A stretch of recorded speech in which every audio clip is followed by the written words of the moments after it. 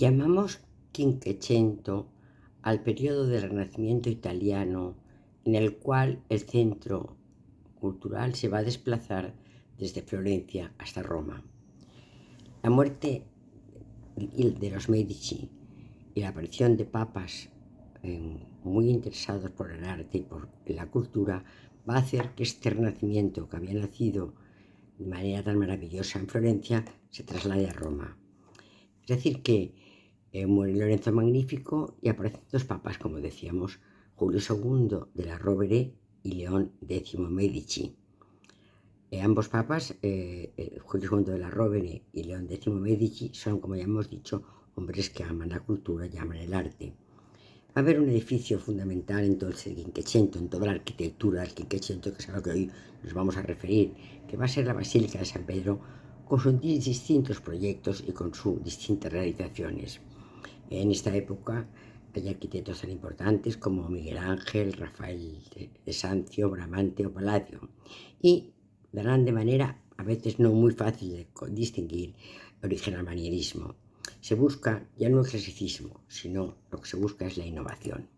El primer papa a que nos referíamos era Julio II de la Rovere, un papa muy guerrero, muy luchador, que se enfrentó a numerosas batallas, pero quizá aquí nos interesa más su amor por el Renacimiento y el hecho de que tomara bajo su protección a grandes artistas, por ejemplo Rafael de Sancio. Bueno, pues el Papa de la Rovere, hemos dicho que fue un gran mecenas, además de un gran guerrero, protegió a grandes arquitectos, pintores como Rafael de Sancio, a quien encargó decorar 4 estancias del Palacio Apostólico. Realmente fue una cosa impresionante las 4 estancias que decoró Rafael, y a la vez a Miguel Ángel encomendó pintar la bóveda de la Capilla Sixtina. A mí me gusta apuntar un detalle. Cuando hablamos de las estancias de Rafael y de la Capilla Sixtina, hoy lo importante para todo el mundo es la Capilla Sixtina. En el momento que se realiza, lo importante no es la Capilla Sixtina, lo importante son las estancias de Rafael, ya que Rafael es quizá el pintor más valorado de aquellos momentos. En la Capilla Sixtina lo importante tampoco serán los techos, lo importante serán todo el friso que rodea a la capilla, que está pintado por pintores tan importantes como pues, los pintores del Renacimiento florentino, Botticelli, Ghirlandaio, Perugino. Bueno, vamos a encontrar, por ejemplo, pues 3 Botticellis, 2 Ghirlandaios. Es decir, que lo que es importante va a ser los pintores que pintarán el friso de cuadros que rodea la Capilla Sixtina. El techo realmente se deja para un pintor, bueno, que no es un pintor, que es un escultor, que realmente le llaman el florentino, el escultor florentino. Quizá porque es un trabajo muy difícil, muy complicado, y parece que no sea un trabajo a que se le va a encargar a un personaje tan importante como a Rafael. Eso lo tenemos que tener presente, porque luego cuando la Capilla Sixtina queda finalizada, pues se empieza a valorar de manera extraordinaria y de manera muy precoz estos maravillosos frescos de Miguel Ángel. Bueno, pues se inició también la construcción de la actual Basílica de San Pedro, pero esa vez con los planos de Bramante. Aquí tenemos a León X. El Julio II era de la familia de la Rovere, en cambio León X es un Medici. Realmente, pues él vive en Villa Madama, justo enfrente de San Luis de los Franceses, muy cerca de la Plaza Navona, y es cuando siendo cardenal, un gran protector de grandes pintores y grandes arquitectos. Bueno, pues su nombre real es Giovanni di Lorenzo de Medici y fue educado en la corte florentina por Poliziano, por Leonardo Bruni, por Michelozzo, por Marcello Ficino. Es decir, entonces tuvo una formación erudita y muy artística, de acorde a la vida de los Medici, de manera que se puede hablar de un importante papel en el mecenazgo de artistas, gastando fuertes sumas de dinero en los encargos que le hizo tanto a Rafael como a Bramante. ¿Cuáles son las características de este Quinquecento? ¿En qué se separa del Quattrocento? Que a veces no es fácil. ¿Y en qué se separa del manierismo? En que también son diferencias sutiles. Se mantiene la influencia clásica de los órdenes. En esta etapa los edificios tienden mayormente a la monumentalidad y a la grandiosidad. Si tenemos que buscar un ejemplo, este ejemplo está en San Pedro de Roma, Y si tenemos que buscar también una novedad, la vamos a encontrar en las villas de Palladio.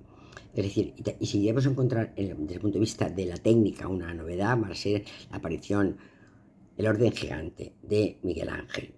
Es decir, predomina en este momento la idea de riqueza, lo cual lo va a acercar al manierismo y al barroco. El primero de ellos va a ser Donato Bramante, que se le encarga por primera vez que haga una planta para reedificar la antigua Basílica de San Pedro, que existía desde la época de Constantino. En un principio no quieren derribarla, luego lo que ocurre siempre cuando empiezan a estar zonas en regular conservación y se va derribando. Es decir, es un proyecto que se le encarga a Bramante, un poco recordando su proyecto del San Pietro y Montorio. Aquí tenemos las obras de Bramante. Empezamos por el claustro de Santa María del Apache, al lado de la iglesia Santa María del Apache, que esta va a ser barroca. A su lado vamos a ver el templete maravilloso de San Pietro y Montorio, su proyecto que no se realiza de San Pedro del Vaticano y la casa de Rafael Oparacio Caprini. Bueno, pues el claustro de Santa María del Apache es un claustro pegado a una iglesia barroca. Además, una iglesia barroca con unas características muy importantes, ya las vamos a ver. El claustro es de 1500 a 1504 y en él podemos ver cómo es un claustro plenamente renaciente, con un primer nivel dórico, con un segundo nivel de estilo corintio, en el cual aparece claramente un entablamento con arquitrabe, friso y cornisa, aunque el friso no está debidamente conjugado, ya que no aparecen tríglifos y metopas como correspondía al capitel dórico, sino que aparece una cartela. El segundo nivel lo mismo, columnas que apoyan sobre una barandilla, sobre él también un arquitrabe, un friso y una cornisa. Es decir, que realmente es un patio plenamente renaciente, muy bello, muy armónico, muy trazado geométricamente, que contrasta muchísimo con la iglesia que la acompaña. Aquí vemos como en el piso superior, entre las columnas, aparecen grandes pilastras con una pilastra adosada.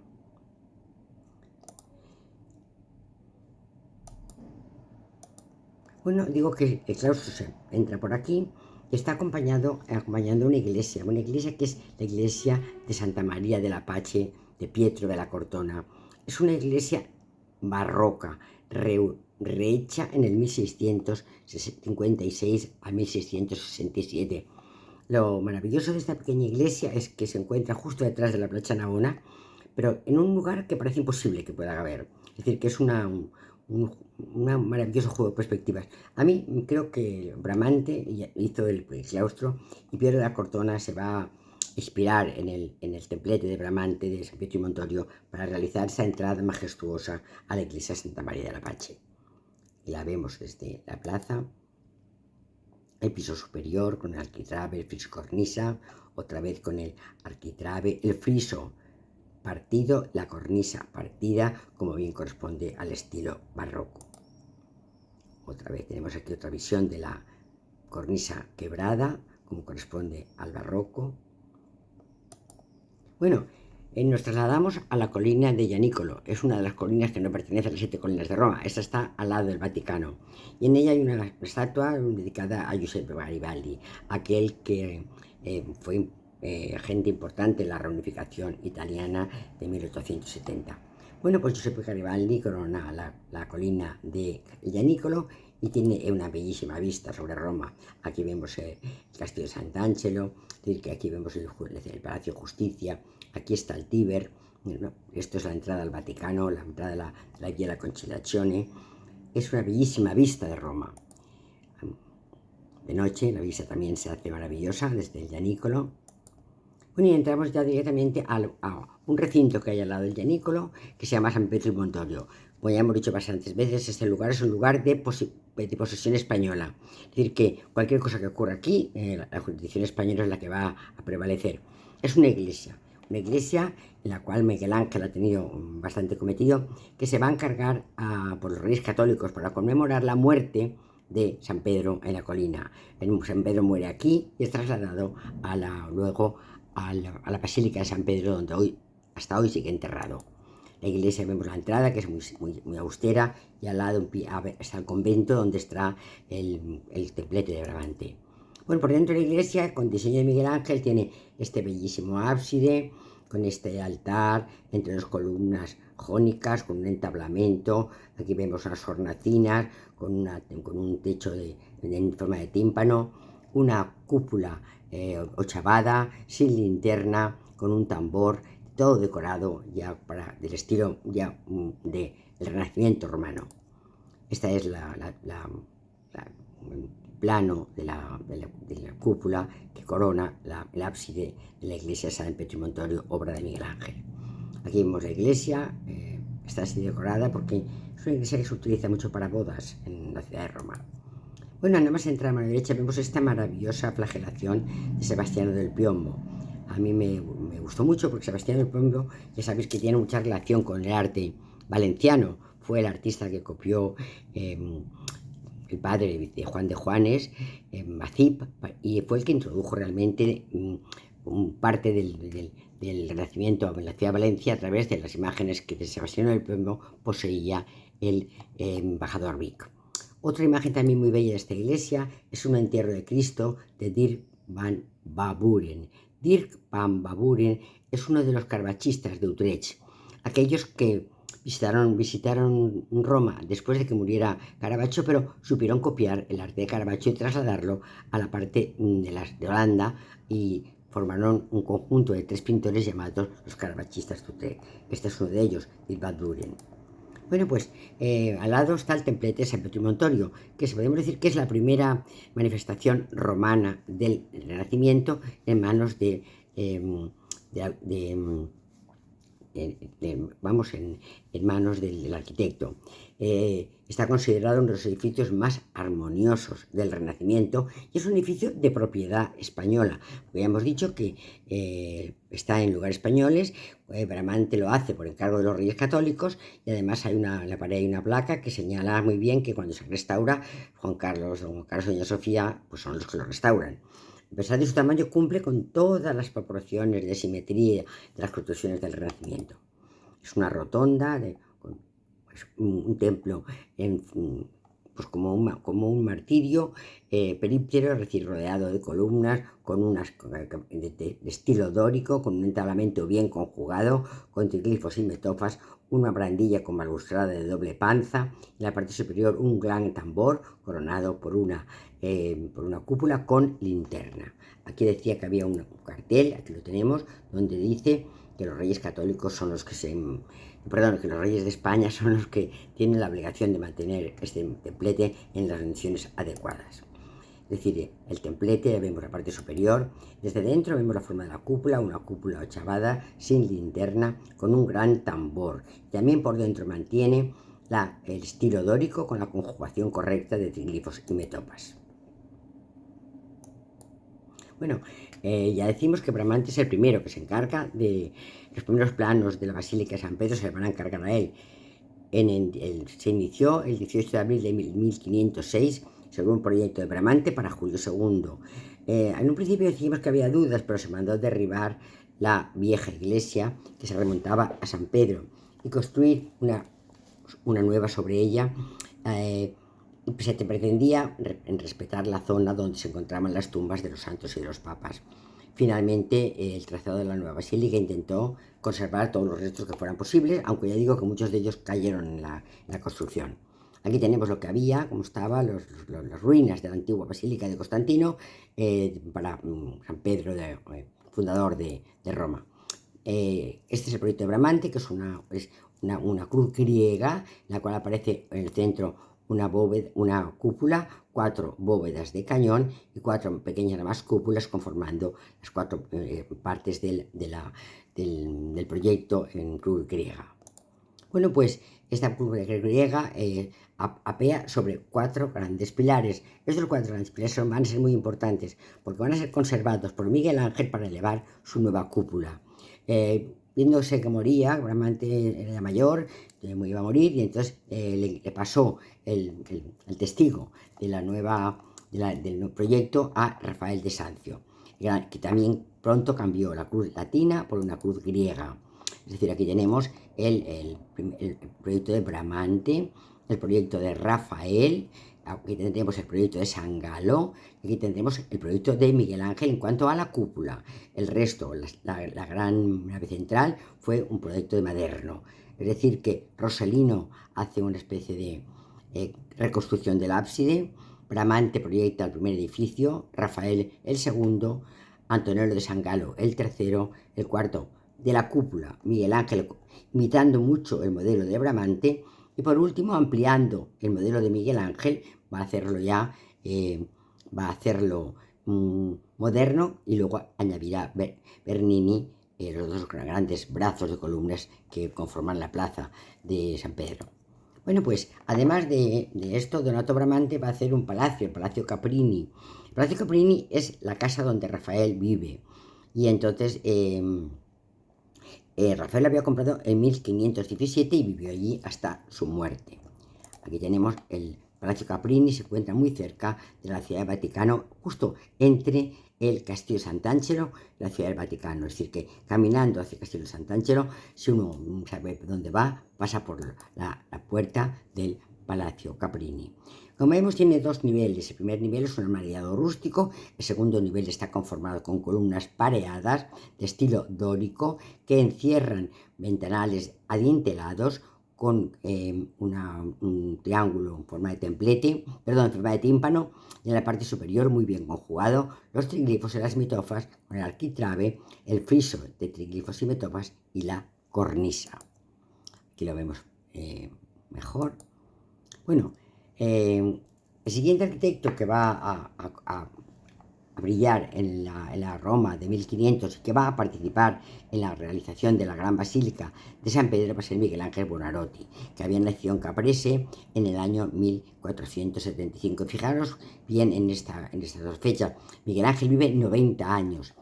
Por tanto, cuando hablamos de un Miguel Ángel en el 400 florentino, hablamos de un Miguel Ángel en el 500 romano y hablamos de un Miguel Ángel en el manierismo, es posible porque Miguel Ángel desde los 15 años está trabajando, es decir, que realmente pasa 60 años de su vida trabajando y le da tiempo a entrar en estos tres estilos artísticos. Bueno, pues en la cúpula de San Pedro se la encarga a Miguel Ángel el pontífice Pablo III en el año 1546. Él ya era mayor, tenía 71 años.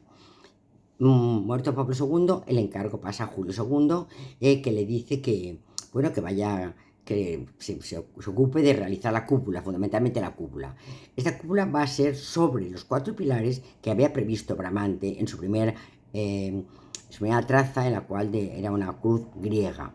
Tiene problemas, muchos problemas Miguel Ángel con lo que se llamó la secta sangallesca, porque entre Bramante y él, San Galo ha hecho un nuevo proyecto de la Basílica de San Pedro.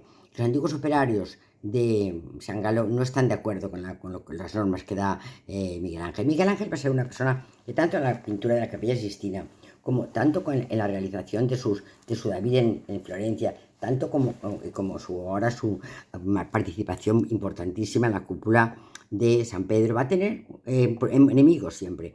Va a ser un hombre de carácter difícil, rodeado de enemigos, y es una persona con una vida interior muy convulsa, y esto se manifiesta en su manera de tratar a los demás. Bueno, pues entonces, pero decimos que no obstante, Miguel Ángel, ¿qué hace? Sigue con las grandes columnas de Brunelleschi, pero además va a tomar muchísimo modelo de Brunelleschi en Santa María de las Flores y en el Panteón de Agripa. Es decir, Bramante le cede las columnas, Brunelleschi le cede parte de los planos de Santa María de las Flores en Florencia, y tomará también del Panteón de Agripa muchas de sus nuevas ideas. Aquí tenemos la antigua, la Catedral de Florencia, Santa María de Fiori, y él va a tomar esta doble cascarón para conformarla, esta criba de madera que va a colocar bajo del armazón. Es decir, que va a seguir muchos de los modelos de las técnicas, sobre todo, que ha hecho Brunelleschi posible la gran cúpula Santa María de Fiori. Luego también decimos que va a a tomar parte de las ideas del arquitecto de Trajano para hacer de la cúpula del Partenón de Agripa para hacer su nueva iglesia. Es decir, que la cúpula del Panteón de Agripa le va a servir a él, va a ser muy importante para la realización de su proyecto en San Pedro de Roma. Eso vemos, es una de las... Esta especie de soporte de madera, que ya lo había usado Brunelleschi, se había seguido utilizado ya en la antigüedad, cuando se hizo la gran cúpula de la iglesia del Panteón de Agripa, y él va a tomar ejemplo de estos dos edificios. Es decir, utilizará los pilares de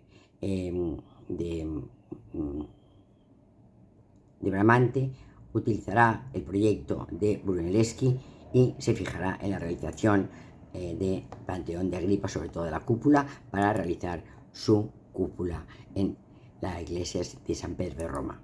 Aquí la tenemos.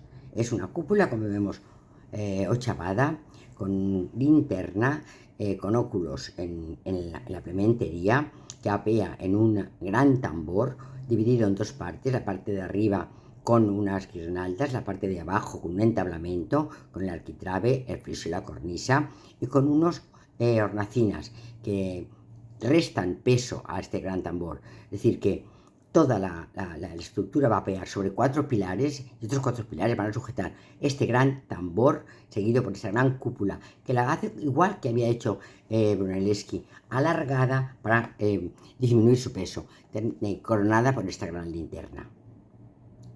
Y he subido arriba, hasta aquí, y la verdad que la vista de Roma es algo que ahora no lo podría hacer ya, pero entonces lo hice cuando era más joven y la verdad que vale la pena hacerlo. Que sea joven, que suba. Aquí tenemos a mi familia, que me gusta ponerla para que los conozcáis, que están todos delante de la iglesia de Maderno. Esta parte es de Maderno, pero donde se ve maravillosamente la cúpula de Miguel Ángel y la columnata de Bramante.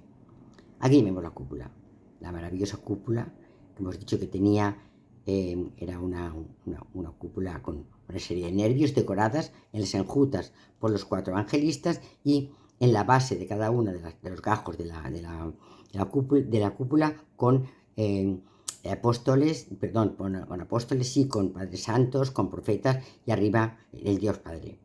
En el tambor, horadado por ventanas, que de esta manera liberan el peso, y bajo una inscripción diciendo que es la Basílica de San Pedro. Aquí vemos las enjutas con San Juan, con San Mateo, con San Lucas y con San Marcos.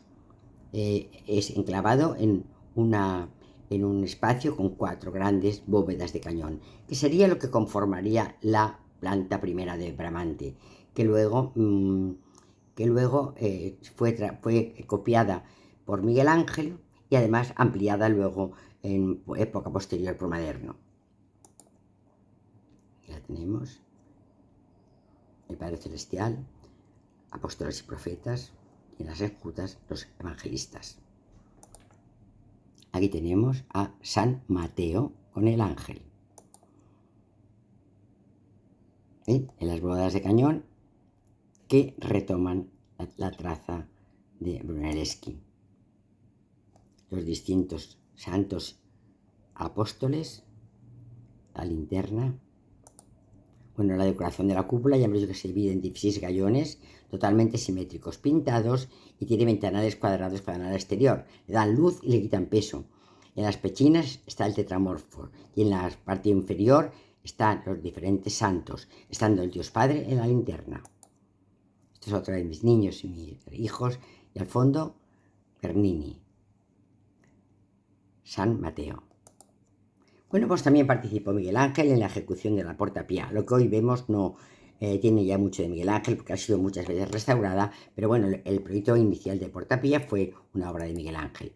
Esto es la Plaza de la República de Roma. Esto no tiene nada que ver con Miguel Ángel. Lo he puesto aquí para que ubiquéis la iglesia Santa María degli Angeli o dei Martiri en Roma. Esta iglesia, con este aspecto tan ruinoso, es la iglesia que hizo Miguel Ángel, dentro de las tumbas de Domiciano. Es decir, de las termas Entonces es una parte de las termas y aprovechó para hacer esta iglesia de los mártires en Roma. Aquí tenemos las termas de Domiciano. Esto es una de las partes, una de las salas de las termas, se la roba a las termas y en ellas pone la iglesia. El resto de las termas es un maravilloso museo de arte antiguo de Roma. Está justo al lado de la estación Termini y en la Plaza de la República. Bueno, pues aquí tenemos otra imagen de las termas. La iglesia por dentro, la iglesia impresionantemente bella, con un orden maravilloso en su ejecución. La columna, el capitel corintio, entablamento, arquitrabe, el friso y la cornisa, aquí exactamente igual, la columna, la pilastra, decorada candelieri, con las guirnaldas uniendo columnas y cornisas, arquitrabe, friso y cornisa, arco rebajado, es decir, tiene todas las trazas de un renacimiento en plenitud absoluta. Esto es la línea, esto es una de las líneas de los meridianos que atraviesa la ciudad de Roma y que pasa precisamente por esta iglesia de los mártires. Bueno, y luego una cosa maravillosa de Miguel Ángel es la plaza del Capitolio, que le mandan restaurarla para la llegada de Carlos V a Roma. Después del saco de Roma, pues intentan establecer una paz con el emperador y le reciben con bastante Fausto. Y entonces él rehace hace nuevos todos los edificios y rehace el edificio del fondo, pero decorándolos todos con lo que se llama el orden gigante. Me refiero a orden gigante, a este orden que vamos a ver aquí, pero vamos a ver todavía mejor en estos lados, donde aquí vemos a mi nieto y a mi nuera, y aquí están los edificios donde vamos a ver el orden gigante. Un orden gigante es una pilastra o una columna que atraviesa dos pisos. Entonces es como si dijéramos abraza dos estilos. Aquí tienen, por ejemplo, como se ve muy bien, un nivel, otro nivel, y aquí acogiendo a los dos esta gran pilastra que será el orden gigante. Esto va a ser una nueva moda que va a instaurar Miguel Ángel y que va a ser ya a partir de entonces una de las formas arquitectónicas más utilizadas. Otra de las cosas que Miguel Ángel también le debemos es la fachada del Palacio Farnese. Fijaros bien, digo la fachada del Palacio Farnese es una obra de San Galo, pero la fachada la rehace Miguel Ángel. Fundamentalmente lo que Miguel Ángel rehace es la maravillosa cornisa que corona la fachada del Palacio Farnese. El Palacio Farnese, hoy embajada francesa, es un palacio lleno de obras de arte maravillosas. Es decir, tras la muerte de San Galo, los trabajos pasan a la dirección de Miguel Ángel y entonces lo que hace es fundamentalmente la fachada de la cornisa de la fachada.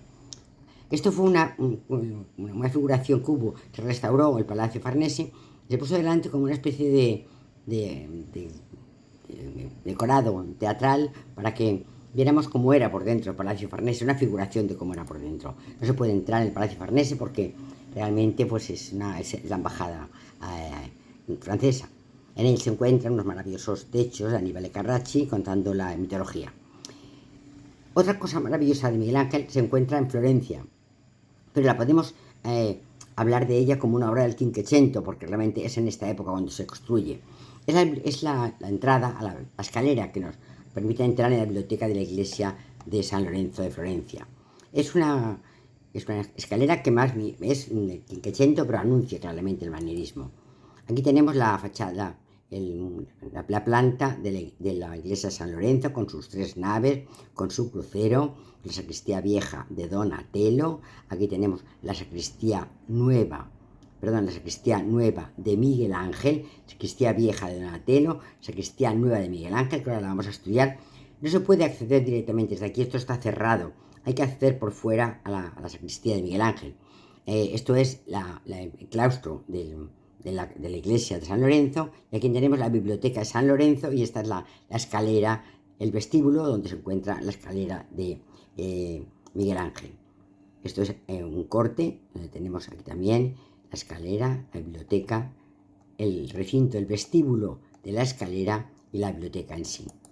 Este es el vestíbulo, ricamente organizado en 2 niveles. Esto es muy Miguel Ángel, combinando la piedra gris con la piedra blanca. En el nivel superior, ventanales ciegos con óculos decorándolos, en el nivel inferior, también ventanales ciegos, pero en vez de con óculos, con tímpanos de forma triangular, y en la parte debajo una escalera con 3 tramos, cuando realmente con uno era suficiente, pero Miguel Ángel quiere complicar, quiere llenar este espacio de una manera artística, lo hace de esta manera. Esto realmente es manierismo ya, es esta complicación de la arquitectura, a veces innecesaria, un juego como un juego como de destreza del arquitecto, que es lo que aquí se pretende hacer.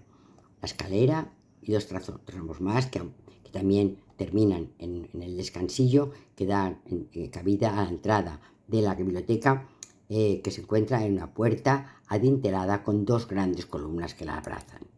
Aquí tenemos la puerta adintelada con el entablamento, arquitrabe, friso y cornisa, y arriba un tímpano triangular entre 2 columnas. Desde arriba vista vemos la parte inferior, hemos dicho que tenía 3 niveles. El nivel superior tenía ventanales cuadrados, el segundo nivel tenía ventanales rectangulares, y el último nivel está decorado con estas grandes ménsulas que no tienen valor ornamental, son ménsulas totalmente decorativas. Ves la escalera que sube y se une a la otra escalera del descansillo. Realmente es un juego arquitectónico, más que un juego de necesidad para acceder a la biblioteca. Esta es la biblioteca laurentiana, muy sencilla, también decorada con esta forma bicolor que utiliza Miguel Ángel con muchísima frecuencia. Hemos dicho que para recordarlo vamos a volver atrás y vamos a ver en el plano de la iglesia la sacristía vieja de Donatello, la sacristía nueva de Miguel Ángel, que se accederá por aquí, por la calle. Vamos a ver cómo nos entramos en ella, nos encontramos. Fue encargada por el Papa León X, fue diseñada por Miguel Ángel. ¿Para qué? Para la tumba de Lorenzo II de Médicis y de Juliano II de Medici. En la de Lorenzo le acompañarán 2 grandes estatuas, la del crepúsculo y la de la aurora. A la de Julio le van a acompañar otras estatuas, la noche y el día. Esta es la entrada que os decía por el mercadito de San Lorenzo, se entra en la sacristía. Es otra vez un juego de varios niveles, como tiene costumbre hacer Miguel Ángel, intercambiando arcos con dinteles, entablamentos, arquitrabe, friso y cornisa, ventanales con entablamento, arquitrabe, friso y cornisa, tímpanos cuadrados, hornacinas vacías con decoraciones, con guirnaldas. Y aquí en estas hornacinas centrales, en la parte central del altar, con 3 figuras de la Virgen y de los Santos, que no son de Miguel Ángel, y luego a los lados la tumba de Lorenzo y de Juliano II, Lorenzo II y Juliano II de Médicis. Bueno, pues una de las tumbas, aquí lo tenemos, la de Lorenzo.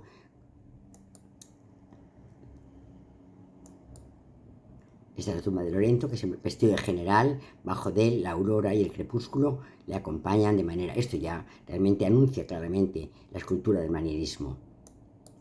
Y aquí vemos la tumba de Juliano, vestido de senador romano, con la noche y el día acompañándoles en la parte inferior. Carátulas, la lechuza de la noche que acompañan a estas figuras tan maravillosas de la tumba nueva de San Lorenzo, obra de Miguel Ángel. Bueno, luego tenemos a Andrea Palladio, como he dicho, que es el que hace novedad. ¿Cuál es su novedad? Adaptar las antiguas formas para nuevas formas. Nuevas formas que serán el modelo de otras nuevas formas. Es decir, la antigüedad se transforma en renacimiento y ese renacimiento se transformará en neoclásico. Es decir, las villas de Palladio son villas de la antigüedad que él adapta al renacimiento y que el neoclasicismo va a copiar. Se encuentran fundamentalmente alrededor de la ciudad de Vicencia. Recuerdan muchísimo el Panteón de Roma, es decir, una entrada adintelada con esta especie que se repite en 4 veces con 4 escalinatas que dan acceso a un lugar central decorado con los dioses del Olimpo, con una gran cúpula, y realmente es un lugar muy geométrico, completamente geométrico. Esta es el plano, 4 accesos exactos con 4 galerías que dan acceso a una gran sala central de forma redondeada, decorada con los nichos, con los dioses del Olimpo. Es decir, es una villa agrícola, que son muy frecuentes en esta zona. Son villas que tienen un campo alrededor y además de vivienda de lujo de los propietarios en este lugar, está muy cerquita de Verona. Aparte del lugar de vivienda de ellos, va a ser también el lugar de explotación agrícola. Aquí la tenemos, la Villa Rotonda, que realmente se dice rotonda, pero no tiene por qué llamarse rotonda, porque no es redonda, es cuadrada. Lo que es redondo es la cúpula, el resto es un edificio cuadrado. Bueno, pues he hecho un edificio completamente simétrico, es como una cruz dentro de un cuadrado, tiene 4 fachadas a 4 logias y en el centro tiene una sala central, que hemos dicho decorada por los dioses del Olimpo, cubierta por una cúpula. Desde cada una de los pórticos se visualiza el maravilloso campo circundante de la ciudad de Verona. Esta es la parte central, hemos dicho decorada por los dioses del Olimpo, con esta cúpula, con este tambor, con esta linterna que ilumina la estancia. Esta es la parte central que da entrada a las distintas habitaciones de la vivienda. Bueno, además de Miguel Ángel, tenemos otro arquitecto, San Galo, que lo recordamos ya cuando hablábamos del Palacio de Farnesio, hoy embajada de Francia. San Galo el Joven. San Galo el Joven hizo 2 iglesias, Santa María de Loreto en Roma, que ya vemos aquí, que es una fachada con 4 juegos de pilastras pareadas, un capitel corintio con arquitrabe, con una cornisa quebrada, sobre la que apea un gran tambor que sirve de receptáculo para esta gran cúpula con linterna. Y esta es la parte exterior de la iglesia Santa María de Loreto de Roma, obra de San Galo. Además de esta, hizo una que es la iglesia de los españoles, igual que decimos que son de los franceses, donde estaba la bellísima capilla de Caravaggio con el estudio de San Mateo. De los franceses también está la iglesia de Montserrat, que es donde se reunían los españoles, donde los reyes españoles tenían una gran devoción a esta iglesia de Montserrat, la Virgen de Montserrat. Esta es la entrada, donde vemos unas columnas, unas pilastras sobre otras pilastras, con un capitel corintio que abrazan una puerta, ya con la cornisa que ya se va quebrando, sobre un entablamento con arquitrabe, con friso y con cornisa, y un sobrepiso también con su arquitrabe, su friso y su cornisa. Por dentro es una iglesia uninave, con capillas entre contrafuertes, las capillas entre pilastras acanaladas, con capitel corintio, con el arquitrabe, el friso y la cornisa, una bóveda de cañón, va a recorrer toda la capilla, terminando en un cuarto de esfera, un pequeño ábside. Esta iglesia, dedicada a Nuestra Señora de Montserrat, es una iglesia de mucha devoción de los dioses españoles. Aparte de estas 2 iglesias, hemos de recordar la ejecución del Palacio Farnesio, cuya cornisa se debe a Miguel Ángel, pero el resto es una traza de San Galo. Dentro está, como decíamos antes, la sala de baile donde se encuentra esta bellísima pintura mitológica de Dionisio y Ariana y el baile de la boda de Dionisio y Ariana. También se encuentra allí, en una pequeña habitación, estaba este Hércules Farnesio, que hoy se encuentra en Nápoles. Vemos a Hércules, que lleva las manzanas del grupo del Jardín de las Delicias en su mano, y la piel de toro, 2 de sus atributos, le acompañan. Hoy se encuentra, ya digo, en el Museo de Arqueología de Nápoles, pero decoraba el estudiolo del Palacio Farnesio, decorado también en pequeños frescos sobre los trabajos de Hércules.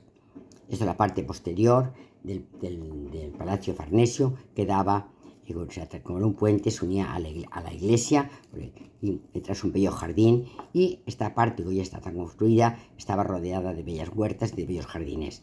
Esta es la Villa Julia, una de las calles más bonitas de Roma. Muchas gracias y hasta el próximo día.